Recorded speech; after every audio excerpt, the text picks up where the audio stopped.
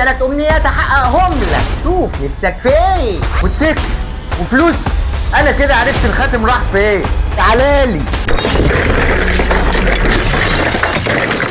انتوا يا جدعان يا اللي بره، كان في خاتم هنا. مالك بتزعق ليه يا حيوان؟ كان في خاتم هنا يا حاج، راح فين؟ تعالى كده يا تشوفه في جيبي. مش وقت هزار خالص. فاكر الخاتم اللي اديتهولي وقلت لي ده من جدك؟ هو فين جدك وايام جدك؟ من ساعه ما اتجوز ام فاروق ولا حد معبرنا ولا حد بيسال علينا. تفتكر رضا عاطف جدك دوت في مره؟ مش وقت ذكريات وايام جدي خالص. الخاتم فين؟ قلت لك يا تعالى كده شوفه في جيب الكلسون. ما انت مش فاهم الخاتم ده في ايه؟ اي الخاتم ده انا هلبسه.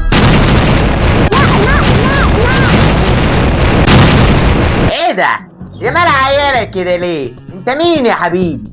انا نصة، انت العفريت؟ لا ما تخافش، مش عفريت. انا مارد الخاتم اللي في ايدك ده. جبته منين يا شاطر؟ عند عاطف اخويا. مع اني قلت له خلي بالك من الخاتم، بس مش مشكلة، انت المالك الجديد. يعني ايه؟ يعني اطلب كل اللي نفسك فيه وانا هحققهولك. انت اكيد بتهزر. غبي زي اخوك ما كانش مصدق زيك كده. مش فاهم حاجة.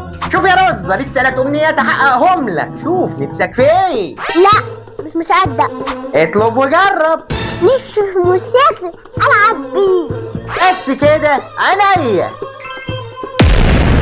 الله، الموتوسيكل ده حلو قوي. ياكش تكون صدق. صدق. نفسك في ايه تاني؟ اطلب وانا انفذ. اي حاجة اي حاجة. ايوه يا سيدي، اي حاجة اي حاجة. نفسي ابقى معايا فلوس كتير. بس كده عينيا.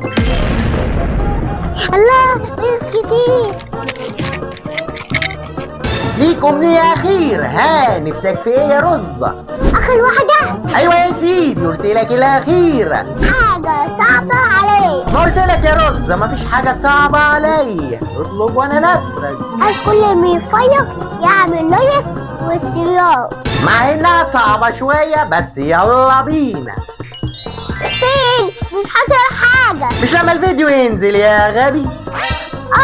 نسيت. وانا رزة، انت انا. عاطف الحقني بسرعة. خلاص يا حبيبي، خلصت كل طلباتك. قابل بقى. انا رزة. ايه ده؟ موتوسيكل وفلوس. انا كده عرفت الخاتم راح فين. تعالالي.